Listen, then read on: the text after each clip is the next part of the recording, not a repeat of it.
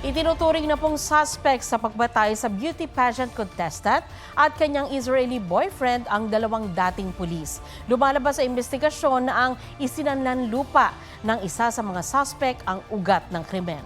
May report si June Veneracion.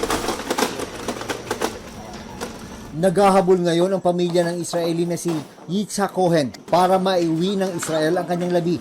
Natagpuan itong Sabado ang mga bangkay ni Yitzhak at kanyang kasintahang si Geneva Lopez sa isang quarry site sa Kapas Tarlac matapos ang mahigit 2 linggong paghahanap.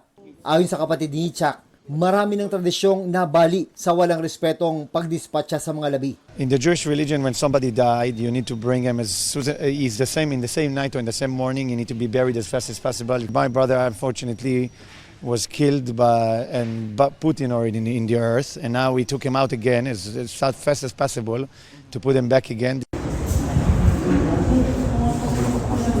Labis naman ang pangungulila ng pamilya at mga kaibigan ni Geneva. Willing siya lagi na tumulong, whether emotionally, spiritually, at kung ano man pwede niya maitulong. 2 dating pulis ang itinuturing na ngayong suspect sa pagpatay kina Geneva at Yitzhak. Kanina, iniharap ni DILG Secretary Benhur Abalos, sina Romel Abozo at Michael Giang na nag-awol at natanggal sa serbisyo noong 2019 at 2020. Lumalabas sa investigasyon na may isinanlang lupa si Giang kay Geneva. Pero ayaw daw niyang tuluyang mapunta ang lupa sa biktima, kaya pinalabas itong may buyer siya ng lupa. June 21, nang makipagkita si Yitzhak at Geneva sa mga suspect sa Barangay Armenia, Tarlac City. Yun na ang huling beses na nakitang buhay ang dalawa bago natagpuan ang nasusunog nilang SUV noong June 22. Nung sila ay dumating sa lugar na yon, kaunting panahon lang at sila ay kaagad binaril nitong ating mga suspect. Saan po sila binaril? Sa loob ng sasakyan. Batay sa autopsy ng NBI, nagtabo ng tig-2 tama ng bala ang magkasintahan. Isinasa ilalim na sa forensic examination ang mga baril na nakuha sa 2 dating pulis. Maharap sila sa kasong 2 counts of murder. We will make sure that the ends of justice will be served.